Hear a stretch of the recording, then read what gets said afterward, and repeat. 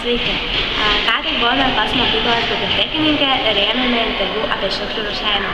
Taip pat dabar esame pas mokyklos pavaduotoją Galiną Davainienę ir eisime ir prašysime interviu. Labą dieną. Norėčiau jūs sutrukdyti. Mes dalyvaujame projekte Duok žaibą ir norėtume paimti iš jūsų interviu. Galima būtų? Taip pat norėčiau paklausti, ar rūšiuojate šiukšles? Jeigu yra galimybė, tikrai taip. Norėčiau paklausti, dėl ko verta rūšiuoti šiukšles? Todėl, kad šiukšlės būtų savo vietoje, būtų tvarkingai sudėtos ir mes jų paskirtį iš karto žinotumėm, kur jas dėti. Norėčiau paklausti, o mūsų mokiniai mokyklos ar dalyvauja kokios nors akcijos ir panašiai?